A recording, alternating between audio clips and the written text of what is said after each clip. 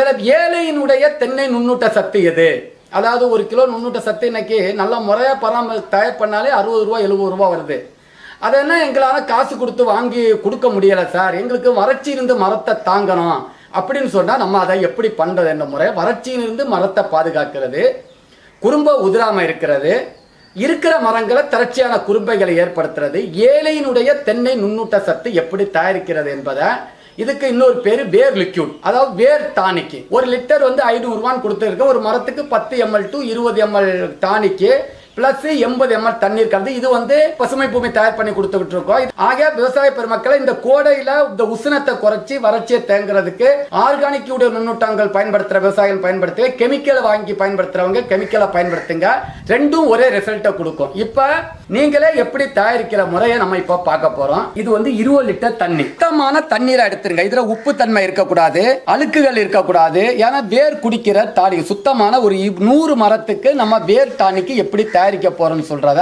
இதுல வந்து 13 வகையான கெமிக்கல் நம்ம இப்ப பார்க்க போறோம். இதுல நம்ம முதல் எடுக்க வேண்டியது யூரியா. யூரியா ஒரு 100 மரத்துக்கு நம்ம எத்தனை எடுக்கணும்னு சொன்னா 200 கிராம் யூரியா. இங்க இந்த பாருங்க, இத மாதிரி ஃபர்ஸ்ட் யூரியாவை கொட்டிட்டோம், நல்லா கலக்கணும். இப்ப அடுத்து பொட்டாஸ் எடுக்கிறோம். பொட்டாசியம் சொல்றது சிவப்பு பொட்டாஸ், பொட்டாசியம் குளோரைடு. அதனுடைய அளவு எப்பன்னு சொன்னா 200 கிராம் பொட்டாச கொட்டிட்டோம் பாருங்க. இதையும் நல்லா மிக்ஸ் பண்ணுங்க. இது அடுத்து பெரசல்பேட் தான் நம்ம கொட்டணும். பெரசல்பேட் மாத்தி கொட்டக்கூடாது விவசாய பெருமக்களே. இதுதான் பெரசல்பேட். இது வந்து 100 மரத்துக்கு ஒரு 80 கிராம் நீங்க ஆட் பண்ணா போதும். அடுத்து பெரசல்பேட்டை கொட்டிட்டீங்க பாருங்க. அடுத்து நீங்க கொட்ட வேண்டியது போராக்ஸ். இதையும் நல்லா கலந்துருங்க. இப்ப கலவை கொஞ்சம் கலர் மிக்ஸ் ஆகும் பாருங்க, நல்லா புரிஞ்சிருங்க. இப்ப லைட்டா மிக்ஸ் ஆயிரும். இந்த பாருங்க கலர் சேஞ்ச் ஆகும். நல்லா கிண்டுங்க. Clockwise anticlockwise 2 வயசுலையுமே நீங்க இது பண்ணுங்க. மொத்தம் 20 லிட்டர் தண்ணி, ஒரு மரத்துக்கு 200 ml. அப்ப 20 லிட்டர் வந்து 100 மரத்துக்கு வரும். 10 லிட்டர் 50 மரத்துக்கு வரும். 1 லிட்டர் வந்து 5 மரம். இப்ப இங்க பாருங்க கலர் சேஞ்ச் ஆயிடுச்சு பாருங்க. பாருங்க முதல் கலர் எப்படி இருந்துச்சு, பொட்டாஸ் சத்து இப்ப மாறி இந்த பாருங்க கலர் மாறுது. இப்ப நம்ம கொட்ட வேண்டியது இங்க பாருங்க போராக்ஸ். போராக்ஸ் அதே மாதிரி 80 to 100 கிராம். இது லேப் கெமிக்கல் இருக்கு. ஆர்டினரி நம்ம கொட்ட போறோம். இது 80 to 100. இப்ப கலர் வந்து டோட்டலே மாறிடும் பாருங்க. கலர் வந்து இங்கு வடிவத்தில் வந்துடும் பாருங்க. கருப்பா இருந்து இங்கு வடிவத்தில் வந்துருச்சு பாருங்க. நம்ம மஞ்சள் கலருக்கு கொண்டு வரணும். இப்ப நம்ம காப்பர் சல்பேட் ஆட் பண்ணணும். காப்பர் சல்பேட் 100 மரத்துக்கு தயவு செய்து 40 கிராம் தான் நீங்க யூஸ் பண்ணணும் விவசாய பெருமக்களே. ரொம்ப ரொம்ப முக்கியம். இப்ப நீங்க காப்பர் சல்பேட் யூஸ் பண்ணீங்கன்னு சொன்னா மரம் வந்து மஞ்சள் ஆயிரும், குறும்பத்தன்மை இழந்துரும், மரம் மலட்டு தன்மை ஆயிரும். இப்ப இந்த கலவை வந்து மஞ்சள் ஆயிரும் பாருங்க. இங்க பாருங்க இப்ப ஆயிடுச்சு பாருங்க. இப்ப இங்க பாருங்க மஞ்சள் ஆயிடுச்சு பாருங்க, மஞ்சள். இதுதான் இந்த உண்மையான கலவை. இப்ப இதில் வந்து நீங்க pH டெஸ்ட் பண்ணிட்டீங்கன்னு வைங்க. இப்ப பச்சை பார்த்தீங்கன்னா pH ஒரு 6.7 அந்த ரேஞ்சில் இருக்கும். நடுத்தன்மை ஆயிடுச்சு. இந்த ஸ்டேஜில் தான் இந்த மரம் வந்து அனைத்து சத்துக்களையும் அந்த விரம் வந்து மரம் எடுக்கும். இப்ப இதனுடைய உண்மை தன்மையை நீங்க கண்டுபிடிச்சிட்டீங்க. அதுக்கு பிறகு நீங்க சிங்க் சல்பேட்டை கொட்டிருங்க. இது 100 கிராம் சிங்க் சல்பேட் கொட்டிருங்க. 100 கிராம். அத இனி கலர் சேஞ்ச் ஆகாது. இதுதான் இனி நீங்க எப்படி கொட்டுறான்னு தப்பு இல்லை. அடுத்து சிங்க் சல்பேட் மொத்தம் 13 வகையான கெமிக்கல். ஃபர்ஸ்ட் நம்ம என்ன போட்டோம், யூரியா போட்டோம், அடுத்து பொட்டாஸ் போட்டோம், அடுத்து பெரஸ் போட்டோம். பெரஸ் போடும்போது கலர் மாறிடுச்சு. அடுத்து போராக்ஸ் போட்டோம், அடுத்து காப்பர் சல்பேட் போட்டோம். இப்ப சிங்க் இனி கலர் மாறாது. இனி இந்த மஞ்சள் தன்மை அப்படியே இருக்கும். அதுக்கு பிறகு என்ன பண்ணீங்கன்னா இந்த மாலிப்டினா, இது ரொம்ப ரொம்ப முக்கியம். இதான் பெண் பூக்களை அதிகமாக உண்டு பண்றது மாலிப்டினா. மாலிப்டினா கூட வந்து பெண் பூக்களை அதிகரிக்கும். ரெண்டாவது வந்து குறும்ப உதிரதலை குறைக்கும். குறும்ப உதிரம் மைக்ரோப்ஸ் நுண்ணுயிர் வளர்றதுக்கு மாலிப்டினா ரொம்ப முக்கியம். மாலிப்டினா 10 கிராம் தான். இது அதிகமா இருக்கு. நீங்க மாலிப்டினா தயவு செய்து 10 கிராமுக்கு மேல போடக்கூடாது. இப்ப என்ன பண்ணுதுன்னா நீங்க இங்க பாருங்க மேங்கனீஸ். இனி மேங்கனீஸை கொட்டிருங்க. 200 கிராம் மேங்கனீஸை கொட்டிட்டோம், கலந்துருங்க. அடுத்து மெக்னீசியம் இருக்கு பாருங்க, மெக்னீசியம் இது 200 கிராம். ஃபைனலாக சொல்லி இது மெக்னீசியம் சல்பேட். இது 100 கிராம் தான். 100 கிராம் மெக்னீசியம் சல்பேட் போட்டுருங்க. இது கலர் சேஞ்ச் ஆகாது பாருங்க, மஞ்சளா தான் இருக்கும். கோபால்ட் நைட்ரேட் இது 10 கிராம் தான், ரொம்ப போடக்கூடாது. 10 கிராம் போட்டுருங்க கோபால்ட் நைட்ரேட். இப்ப நம்ம என்ன சேர்த்து இது பண்ணிட்டோம். அடுத்து சிட்ரிக் ஆசிட். சிட்ரிக் ஆசிட் நம்ம கொடுக்கலையா? அடுத்து விவசாய பெருமக்களை 10 கிராம் சிட்ரிக் ஆசிட் கலக்கிறேன். எதுக்கு சிட்ரிக் ஆசிட் கலக்கிறேன்னு சொன்னா இந்த கலவை வந்து எலுமிச்சை பழத்திலிருந்து இல்லாட்டி ஒரு பழம் எலுமிச்சை பழம், இது ரொம்ப ரொம்ப முக்கியம். இல்லாட்டி எலுமிச்சம்பழம் ஒரு பழம் சேர்த்துருக்கு. சிட்ரிக் ஆசிட் தான் இந்த கலவையை நடுநிலைமையாக்கும். சிட்ரிக் ஆசிட் இல்லாதவங்க ஒரு பழம் எலுமிச்சை பழத்தை கலந்துருங்க. அடுத்து பிளானோபிக்ஸ். இந்த பிளானோபிக்ஸ் வந்து 100 மரத்துக்கு 200 ml யூஸ் பண்ணுங்க. பிளானோபிக்ஸ் எதுக்கு கலக்குறேன்னு சொன்னா இது நாப்தலின் அசெட்டிக் ஆசிட்னு சொல்றது. இது பெசம். இது வந்து பெண் பூக்களை அதிகமா பெண் பூக்களை இது பண்ணும், குறும்ப ஊதுறதுக்கு தடுக்கும். இதை நீங்க அவசியம் சேர்க்கலாம். அடுத்தபடியாக சாலிசிலிக் ஆசிட்னு ஒன்று இருக்கு. சாலிசிலிக் ஆசிட் நீங்க அவசியம் சேர்க்கணும். சாலிசிலிக் ஆசிட் ஒரு மரத்துக்கு 10 கிராம். சாலிசிலிக் ஆசிட் எவ்வளோ இருக்கு? 10 கிராம் ஆட் பண்ணணும். சாலிசிலிக் ஆசிட் இப்போ கலவைக்கு அவங்க கொண்டு வரல. ஆகையா salicylic acid, citric acid 10 gram, salicylic acid 10 gram, Planofix 100 ml. அப்போ இதுதான் ஒரு 20 லிட்டர் டானிக்கு 100 மரத்திற்கு நம்ம தயார் பண்ணுற முறைகளை பார்த்துட்டோம். இதுதான் ஃபைனல் ஸ்டேஜ். இது வந்து கடைசி என்ன பண்ணுன்னு சொன்னால் இதெல்லாம் கலந்துக்கிட்டு ஒரு துணியை வச்சு, காட்டன் துணியை வச்சு இதை ஃபில்டர் பண்ணுங்க. ஃபில்டர் பண்ணும்போது இதனுடைய அசடுகள் வந்து உரையும். அதை ரிமூவ் பண்ணிக்கிட்டு ஒரு மரத்துக்கு 200 ml டானிக்கு. இப்போ விவசாய பெருமக்களை, இப்போ தென்னையினுடைய வேல் டானிக் ஆகிடுச்சு. கொஞ்சம் டயர்ட் ஆகிடுச்சு. உங்களுக்காக உழைச்சி நான் ரொம்ப டயர்டாக இருக்கேன்.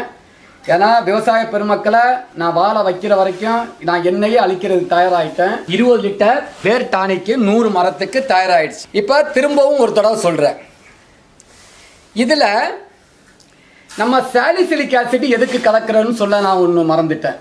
சாலிசிலிக் ஆசிட் நம்ம எதுக்கு கலக்கிறோன்னு சொன்னா 100 மரத்துக்கு 10 கிராம். இந்த சாலிசிலிக் ஆசிட் தான் வறட்சியை தாங்கி வளரும் தன்மையை வந்து இந்த தென்னை மரத்துக்கு கொடுக்கும். இந்த சாலிசிலிக் ஆசிட் யாரும் கலக்க மாட்டாங்கன்னா, ஏன் கலக்க சொல்றேன்னு சொன்னா, இப்போ உங்களுக்கு வறட்சி ஏற்பட்டுருச்சு, தண்ணி கம்மியா இருக்குன்னு சொன்னா சாலிசிலிக் ஆசிட் கலத்துருங்க. தண்ணி எங்களுக்கு அதிக தண்ணி இருக்கு சார், வறட்சி இல்ல, அப்படிப்பட்ட விவசாயிகள் தயவு செய்து சாலிசிலிக் ஆசிட் கலக்காது. ஏன்னா உங்களுக்கு தண்ணி இல்லைன்னு சொல்லும்போது அந்த ஸ்டொமட்டாவை க்ளோஸ் பண்ணி ஆவி ஆகுதெல்லாம் தடை பண்ணும்போது தண்ணி ரிக்வயர்மெண்ட்ஸு குறையும். அதுக்காக தான் இந்த சாலிசிலிக் ஆசிட் தயார் பண்ணுறது. தண்ணித்தன்மை அதிகமாக இருக்கிறவங்க தயவு செய்து சாலிசிலிக்கை ஆட் பண்ணாதுங்க. வேர் டானிக்கு 100 மரத்துக்கு எப்படி நம்ம தயார் பண்ணுறதுன்னு பார்க்க போகிறோம். முதல் விவசாய பெருமக்களே, நீங்கள் எடுக்கிற பொருள் வந்து சுத்தமான பிளாஸ்டிக் ஐட்டமாக எடுங்க. ஏன்னா நீங்கள் காப்பர் சல்பேட் போடும்போது ஈய பாத்திரம், வெண்கல பாத்திரம் இதெல்லாம் அதுக்கு ஒத்து வராது. ஒன்னு பிளாஸ்டிக் பாத்திரம், இல்லாட்டு மண் பானை, இல்லாட்டு சிமெண்ட் தொட்டி. எல்லாம் புரிஞ்ச விவசாய பெருமக்களை, எக்காரத்தை கொண்டு இந்த வேர் டானிக்கு தயார் பண்ணும்போது நீங்க அலுமினிய பாத்திரமோ இல்ல செம்பு கலந்த பாத்திரமோ இல்ல ஈய பாத்திரத்தோ பயன்படுத்தக்கூடாது. முதல் பிளாஸ்டிக். இப்போ நம்ம பிளாஸ்டிக்கை எடுத்துட்டோம். ஓகே, அதுக்கு அடுத்து எல்லா ஃபைனலாக தான் நீங்க பிளானோபிக்ஸ் 200 ml கலக்கணும் 100 மரத்துக்கு. இதை கலந்து ஒரு நல்லா மிக்ஸ் பண்ணிருங்க. மிக்ஸ் பண்ணி கடைசியாக வடிகட்டிருங்க. இந்த கலவை வந்து மஞ்சள் கலரில் தான் இருக்கும். இதை வடிகட்டி ஒரு நல்ல மரத்திலிருந்து 3 அடி தள்ளி, எப்படி வேறு எடுக்கல் பார்த்து இப்போ என்ன சொல்லிட்டேன், 13 வகையான கெமிக்கல் வரும். இந்த சிட்ரிக் ஆசிட் கிடைக்காதவங்க உங்கள் பக்கத்தில் தோட்டத்தில் எலுமிச்சை பழம் இருந்தால் ஒரு எலுமிச்சை பழம் சிட்ரிக் ஆசிட் ரொம்ப ரொம்ப முக்கியம், அவசியம் வேணும். ஒரு பழம் எலுமிச்சை பழத்தை சேர்த்துருங்க. சாலிசிலிக் ஆசிட் கிடைக்கிறவங்க கோபால்ட் நைட்ரேட்டு, மாலிப்டினம் வேணுங்கிறவங்க கடையில் இருக்கும், இல்லாட்டி எசன்ஸ் கெமிக்கல் கடையில் இருக்கும். இதை லேப் கெமிக்கல் பயன்படுத்துகிறவங்க லேப் கெமிக்கலும் பயன்படுத்தலாம். இப்போ கடைசியாக 200 ml. ஒரு மரத்துக்கு மொத்தம் 20 லிட்டர் 100 மரம், 1 லிட்டர் 5 மரம். அப்போ 10 லிட்டர் 50 மரம், 20 லிட்டர் 100 மரம். எப்படி இதை அப்ளை பண்ண போகிறேன்னு சொல்லி இப்போ பார்க்க போகிறோம் வியூவர்ஸ். இது எதுக்குன்னு சொன்னால், முதலே சொல்லணும், குறும்ப உதராமல் இருக்கிறதுக்கு, வறட்சியை தாங்கிறதுக்கு, பொய் பாலைகள் வராமல் இருக்கிற ஏழையினுடைய நுண்ணூட்ட சத்துன்னு சொன்னேன். இது நமக்கு ட்ரிப்பு ஏற்றுற மாதிரி. இப்போ நம்ம டயர்டாக இருக்கிறோம், நம்ம நோய்வாய்ப்பட்டோம், நம்ம வாய் வழியாக உணவு சாப்பிட முடியாது, போதிய தண்ணி வசதி இல்லை, வறட்சியை தாங்குன்னு சொல்லும்போது நம்ம என்ன சொல்கிறோம், ட்ரிப்பு ஏற்றுறோமா இல்லையா டாக்டர்? அதே மாதிரி நமக்கு போதிய எனர்ஜி உடனடியாக கிடைக்கும். இதை சப்ளிமெண்ட்ரி புட்டு, இதை வந்து வருஷத்துக்கு 3 தடவை நீங்கள் கட்டலாம், 4 தடவை கட்டலாம். நுண்ணூட்ட சத்து வைக்கிறவங்க மேக்சிமம் இது ரொம்ப கொடுக்க வேண்டியதில்லை. நுண்ணூட்ட சத்து கொடுக்காதவங்க இந்த வேர் டானிக்காக பயன்படுத்துங்க. இதை எப்படி அப்ளை பண்ணணும்னு சொன்னால், மரத்திலிருந்து 3 அடி தள்ளி ஒரு ஒரு ஒரு வெட்டு வெட்டுங்க. ஒரு வெட்டினா ப்ரௌன் கலர் வேர் கிடைக்கும். வயசான மரங்களில் ப்ரௌன் கலர் வேர் கிடைக்கிற சிரமம், கருப்பாக இருக்கும். அதனால கருத்த வேரும் நல்ல நீரோட்டமாக இருக்கணும். வெட்டி பார்த்தீங்கன்னா அது நீர் சத்து இருக்கணும். நல்ல கண்ணு மரமாக பார்த்தா ப்ரௌனாக இருக்கும் வேர்.